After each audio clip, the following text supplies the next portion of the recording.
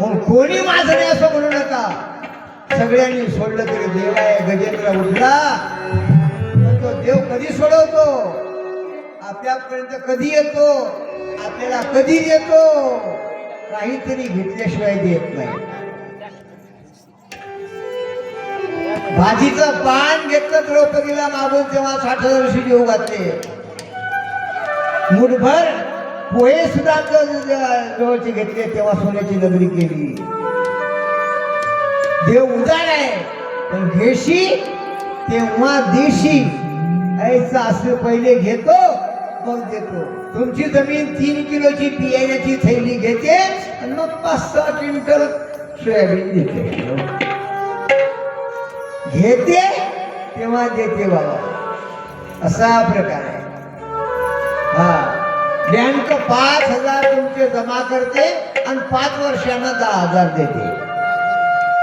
तसं नाही देत, घेते वळते. तसं त्या ठिकाणी आता उदार परमात्मा त्या ठिकाणी भगवंताला पुष्प अर्पण केलं. काय काय देवाला अर्पण करायचंय? पुष्पम फलम तोयम.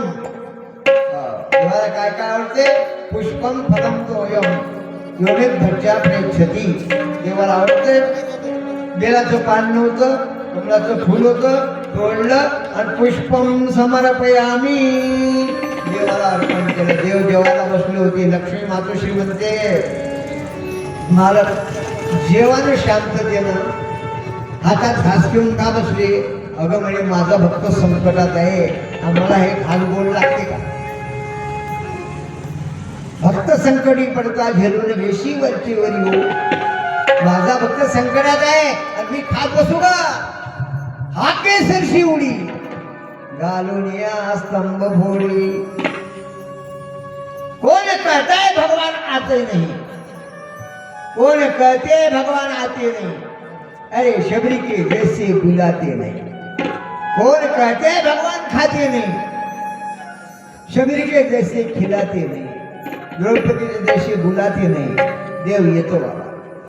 याप्रमाणे भगवंताला जिथून उडी मारली, गजेंद्राला त्या सागरातून त्या डोहातून काढलंय.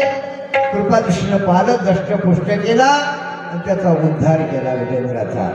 गजेंद्राबरोबर नखरे आला होता, त्याचाही उद्धार केला. देव सज्जनाचाही उद्धार करतो आणि दुर्जनाचा उद्धार करतो. इथे गजेंद्र मोक्षाला पूर्णविराम. त्याची कथा तिहेरी आहे. हत्तीचा जन्म का मिळाला? कोणाला मिळाला? इंद्रद्युम्नाच्या राजाला. मगरा जन्म कोणाला मिळाला? देव त्या ठिकाणी देवल नावाच्या मुलीला. काय मिळाले? कारण इंद्रद्युम्न राजा देवपूजा करत बसला होता. तिथे ऋषीमुनी आले, त्याने त्याचा अपमान केला. पूजा सोडली नाही.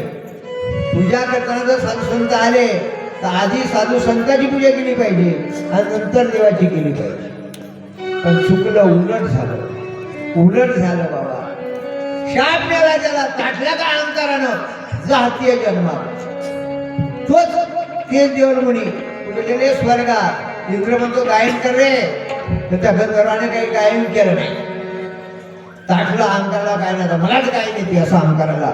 शेवटी त्यालाही शाप मिळाला. त्या इंद्र त्या गंधर्वाला शाप मिळाला. ताट तोही मगराच्या जन्मात गेला. आणि मग हा पुन्हा यांचं वैर का आलं? तर हा इंद्रद्युम्न स्वर्गात गेला होता, याचा अपमान त्याने केला गंधर्वानं.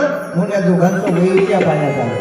हे जे जन्म मिळतात ना, जसे करावे जैसे ज्याचे कर्म तैसे. ज्याचे कर्म तैसे फळ देतो जगी जीवनाचे जावे दारुणी सत्वर. जगी जीवनाचे जावे दारुणी सत्वर. ज्याचे कर्म तैसे फळ देतो जैसे ज्याचे कर्म तैसे फळ देतो. ज्याचे कर्म तैसे फळ देतो.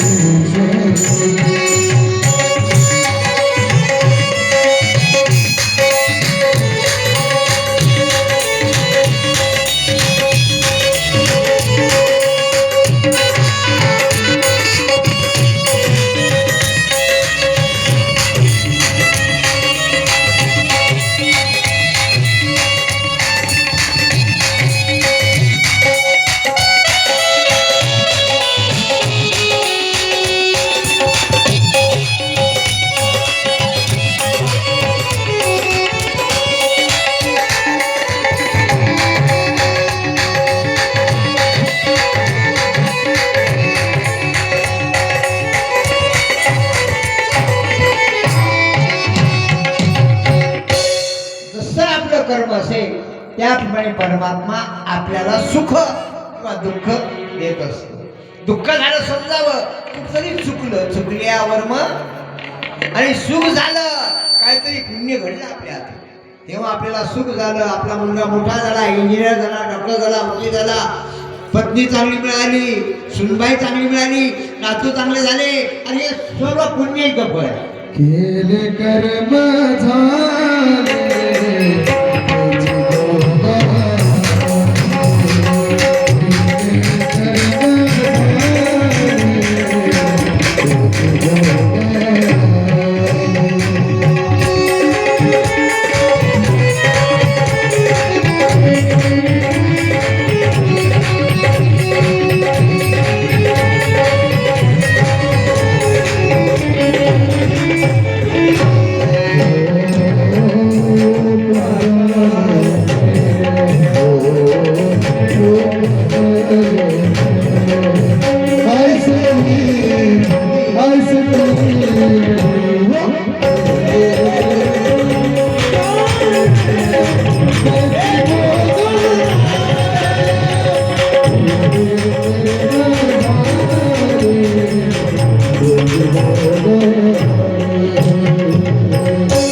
सुखदुःखाच्या रूपामध्ये आपण जे आता जगतो आहोत ना, ते आपण केलेल्या कर्माची फळ आहेत. म्हणून कोणाला नाव ठेवायचं नाही. आपल्या कर्माचं फळ आपण भोगतो, सुख किंवा दुःख.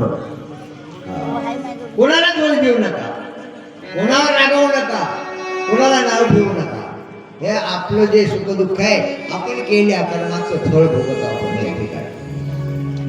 आणि ह्याप्रमाणे त्या ठिकाणी गजेंद्र मोक्ष आख्यानाला पूर्णविराम आहे.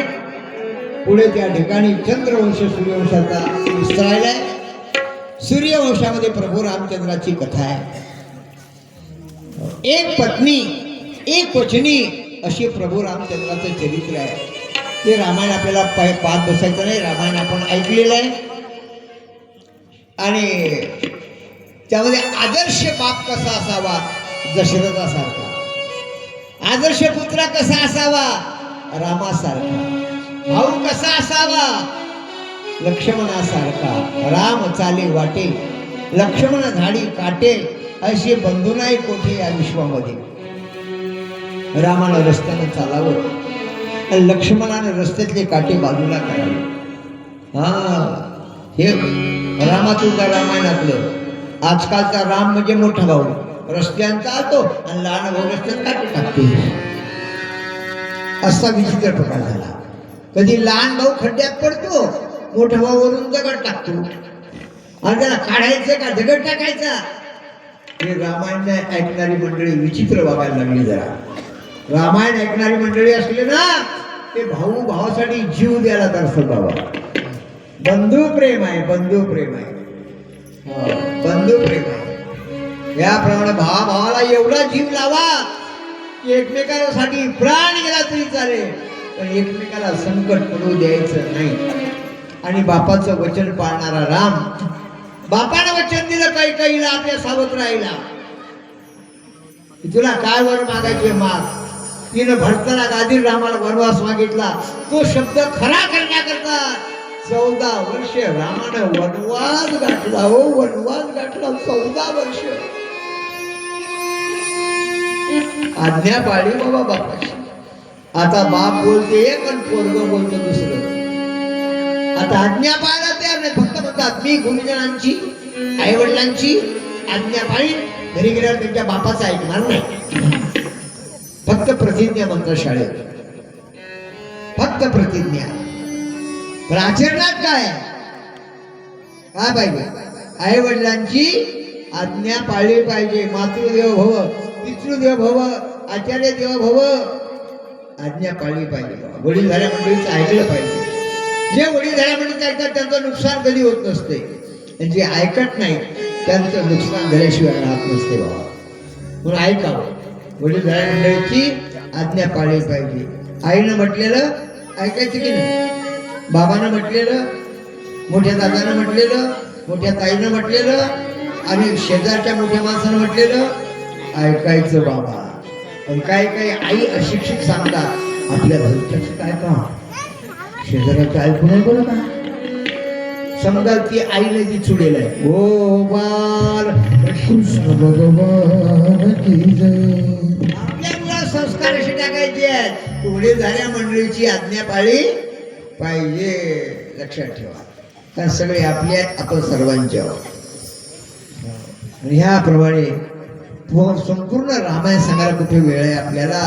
एक पत्नी आहे सीता माता, जनक राजाने आपली पोरगी दिली की माझी मुलगी राणी होईल, तिची राणी होईल, सुखात राहील, दान दशेच्या हाताखाली लागतील.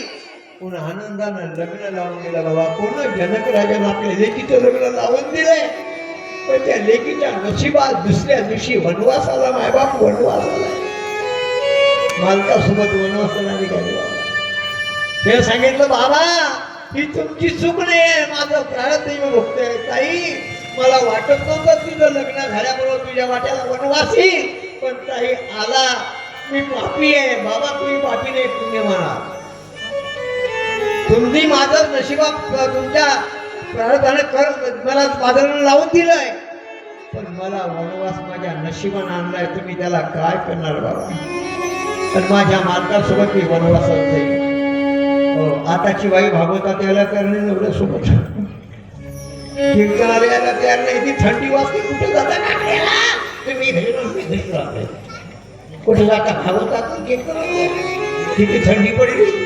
ही आजकालची सीता काय होय गोपाल कृष्ण भगवान की जय. त्या सीता मातेने सांगितलं माझे मालक जिथे जातील तिथे मी जाणार. सीता माय रामासोबत 14 वर्षे वनवास काय म्हणते बापाला की माझी मुलगी राणी होणारी आहे, आणि माझ्या लेकीच्या वाटेला काय दुःख आले, किती दुःख आलं माझ्या लेकीच्या वाटेला. पण प्रत्येकाचं प्रार्थना ज्याला त्याला भोगावं लागतं बाबा. चुकते काय पुन्हा भोग असे पावता वेळेसे चुकते काय पुन्हा काय चुकते बाबा. भोग आहे जीवनाची, भोगावेच लागणार. हो याप्रमाणे रामायण सांगितलं. आपल्याला वेळ गमवायचा नाहीये. पुढे त्यानंतर आणि चंद्रवंशाला सुरुवात आहे. त्यामध्ये अंबरीशराजाची कथा आलेली आहे. अंबरीशराजानं स्वातंत्र्याचं व्रत केलं आणि आपला उद्धार करून घेतलाय. पुढे सगर राजाची कथा आलेली आहे. सगर राजानं आपल्या वंशामध्ये स्वर्गातली गंगा आणली, स्वर्गातली गंगा आणून पूर्वजांचा उद्धार करून घेतलाय.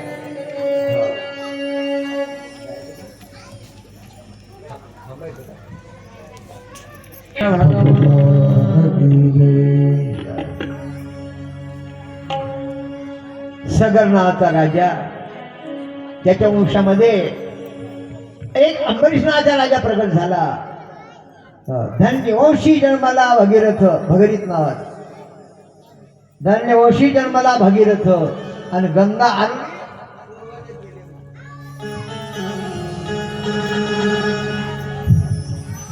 धन्य वंशी जन्माला भगीरथ आणि गंगा आणून पूर्वज केले मुक्त.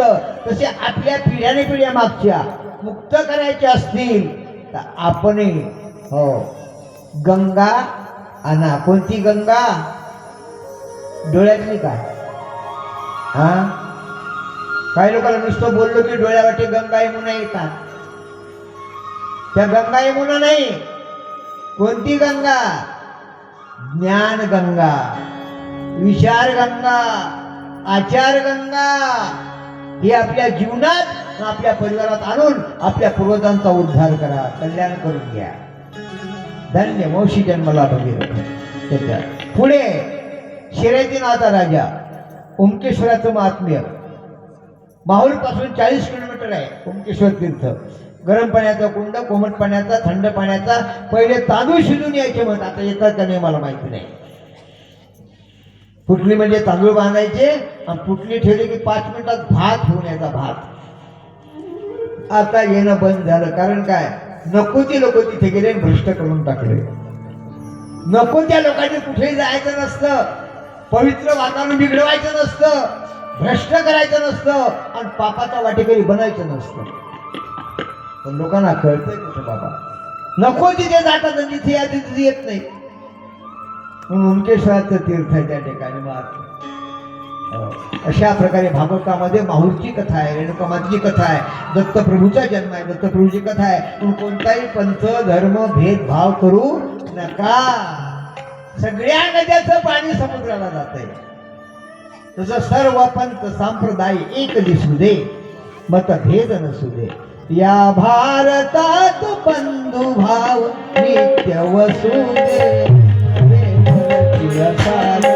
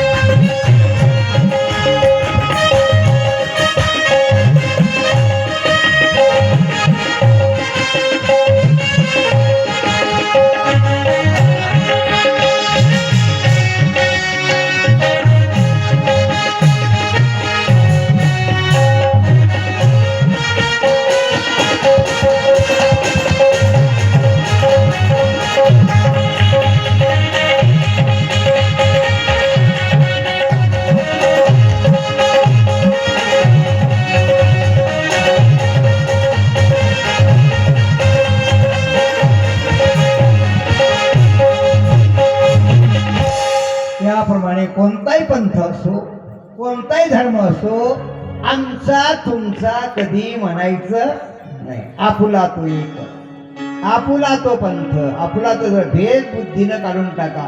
वॉटर म्हणलं तरी पाणीच, पाणी म्हणलं तरी पाणी, जल म्हणलं तरी पाणी, उदक म्हणलं तरी पाणी, नीर म्हणलं तरी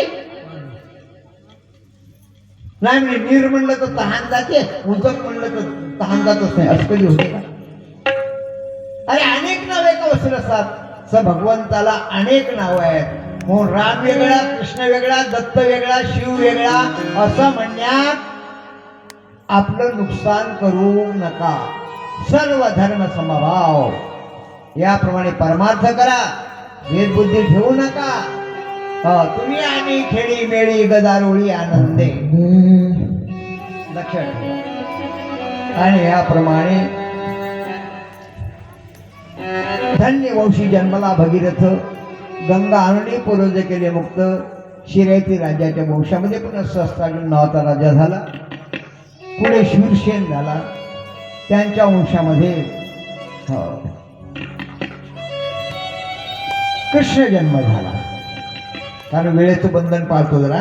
म्हणजे आता फाट्यावरचे लोक घेत नाही, आता डायरेक्ट गाडी काढतो, एक्सप्रेस. आता कंस नावाचा दैत्य फार उन्मत्त बनला. स्त्री हत्या, गो हत्या, बाल हत्या सर्व चालू केली. भक्ताने खूप धावा केला बाबा. धावा केल्यानंतर सर्व लोक विनंती करायला लागले, देवा आता तू आल्याशिवाय आमचा उद्धार कोणी करू शकत नाही. कभी राम बनते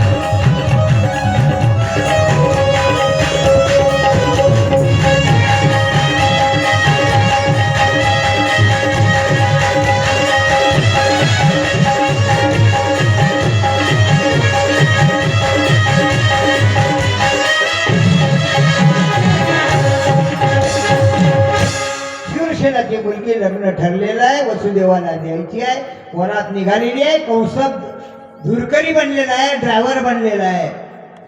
आकर्षण झाली, हे कंसा, ज्या तुझ्या लाडक्या बहिणीचा रथ आनंदाने हाकत आहे ना, तिचा अष्टमपुत्र तुझा वध करणार आहे. अष्टमपुत्र यानं पकडलं बहिणीला, कारागृहात नेऊन टाकले, बंदीखान्यात नेऊन टाकले. वचन दिला, कंसा घाबरू नको, जेवढे मुलं होते तेवढे तुम्हाला देऊन टाकू. पहिला मुलगा झाला, नेऊन दिला. कंसानं तो परत केला, 8वा मारणार आहे मला, पहिला नाही मारणार. 6 मुलं मारली. बाल हत्येचं पाप वाढलंय, कारण 6 मुलं मारल्याशिवाय त्याचं पाप वाढणार नव्हतं. मापाला शिगवर भरल्याशिवाय माप उलटायचं नसतं. तुझं काही लोक वाईट वागतात, कोण आमचं वाकडं तेकडं करताय, थांब जरा, शिग येऊ दे, तुझं माप उलट झाल्याशिवाय राहणार नाही. गोपाल कृष्ण भगवान की जय. ह्याप्रमाणे त्या ठिकाणी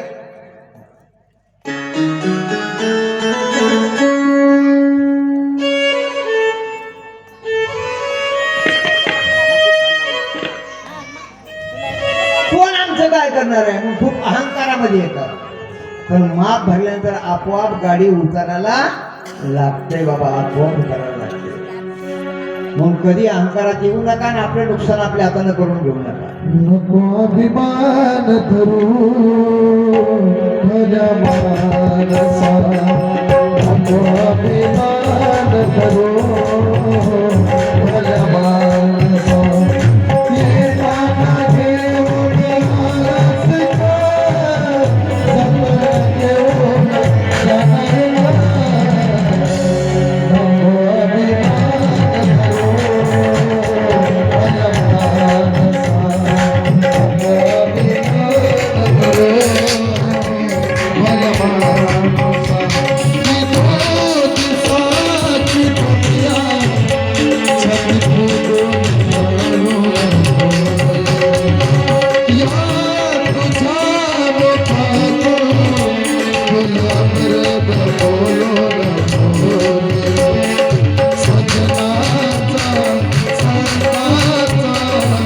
नको अभिमान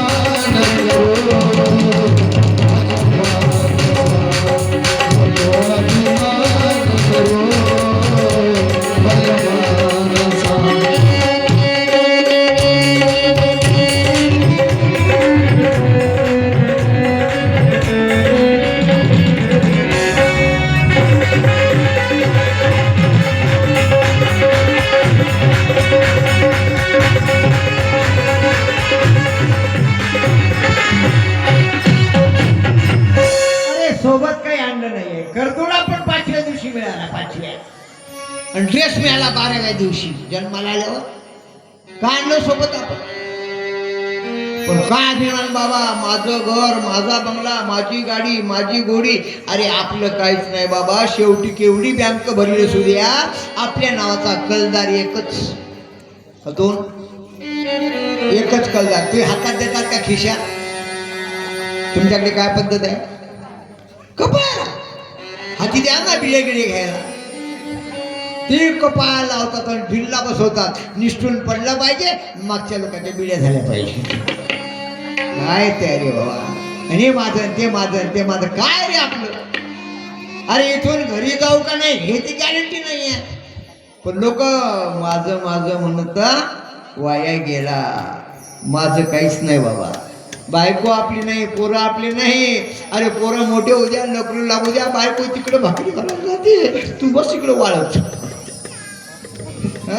काय खरंय, काय खरं नाही. पोरग माझं आहे, सून आली की ती लगेच तिला पर्स मध्ये त्याला घालते घेऊन जाते.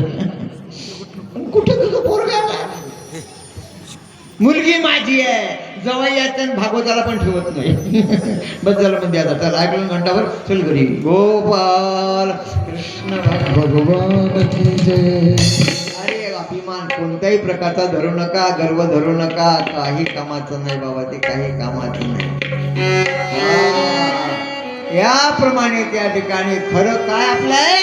देव माझा मी देवाचा, हीच माझी सत्य वाचा. पण कंसाला कुठं कळतंय?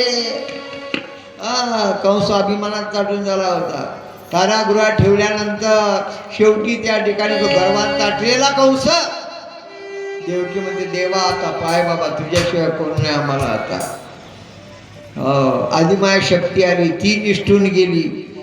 शेवटी आठव्यांदा साक्षात कृष्ण परमात्मा रे गोपाल कृष्ण कृष्ण भगवान की जय. नंद नंद भयो जय कन्हैया.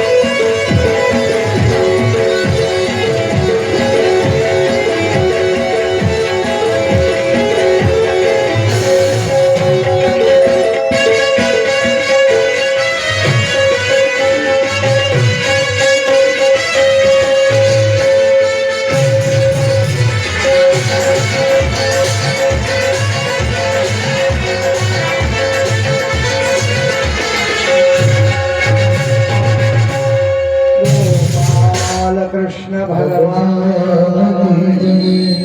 याप्रमाणे गोकुळामध्ये आनंदी आनंद चाललेला आहे. उद्या कृष्ण परमात्मा गोवर्धनावर जाणार, कालिया दमन करणार आणि त्यात भगवंताचं लग्न सुद्धा त्या ठिकाणी उद्याला याच वेळेला होणार आहे. एवढा झटपट मोठा होणार, हो, त्याला मोठं व्हायला वेळ लागत नाही. पण आपली नात, आपला नातू, आपले मुलगा मुलगी जर विवाहाला आले असतील, त्यांचं लग्न जुळावं, चांगली योगी यावे, मनासारखी सून मिळावी, मनासारखा जावई मिळावा असं वाटत असेल तर उद्या लग्नानिमित्त आपण देवाला या ठिकाणी पूजा अर्चा करून आहेर करून आशीर्वाद घ्यायचा आहे आणि उद्या लग्न सोहळ्याला हजर राहायचं आहे. याप्रमाणे गोवर्धनाच्या पूजेकरता ज्यांना धान्याच्या राशी वगैरे टाकायची आहे, गोवर्धन मांडायचा 5 भांडे घेऊन या, त्याप्रमाणे राशी टाका, पूजा करा आणि त्यातली थोडीशी राशी नेऊन आपल्या राशीत टाका, बरकत येत असते. याप्रमाणे उद्याला पूजा त्या ठिकाणी. पुन्हा गोपाळांची पूजा आहे. गोपाळांच्या पूजेकरता फुलांचे हार आणा, गुलाल आणा, शिजलेले भिजलेले तळलेले पदार्थ आणा आणि त्या गोपाळांची पूजा करून, अष्टगोपाळांची पूजा करून आपल्या मुलाबाळांना सुद्धा आरोग्य आयुष्य सद्बुद्धी मागून या. याप्रमाणे उद्याचा कार्यक्रम आपल्याला सांगून दिला आहे. तर याप्रमाणे आता पुजारी बुवा यजमान पाण्याजवळ जातील, कृष्णाला पाण्यात ठेवतील आणि त्या ठिकाणी लगेच आरती होईल. कृष्णाची आरती फक्त, भागवताची होणार नाही, फक्त कृष्णाची, कारण वेळ संपलेली आहे आपली. कारण आजचा आनंद संगीतमय झाल्यामुळं थोडी वेळ वाढली तरी काहीच हरकत नाही. याप्रमाणे आणि उद्याला याहीपेक्षा मोठा आनंद मिळणार आहे. तो सर्वांनी कार्यक्रमाला उपस्थित राहायचं आहे. ठेवा वस्त्र अलंकार अर्पण देऊन आपल्या मुलाला आयुष्य मागा, आरोग्य मागा, सद्बुद्धी मागा आणि निरोगीपणा ठेवणा. याप्रमाणे त्या ठिकाणी बाळांच्या रूपामध्ये तुम्हाला काय ठेवायचं ते ठेवून द्या. जसा भाव तसा देव. याप्रमाणे पूजा अर्चा होत आहे. प्रसाद वाटणाऱ्या मंडळींनी प्रसाद तयार करा. प्रसादाचे भांडे 4 ठिकाणी करा, 4 ठिकाणी, म्हणजे लवकर वाटप होईल आणि प्रसाद वाटायला जरा मोठे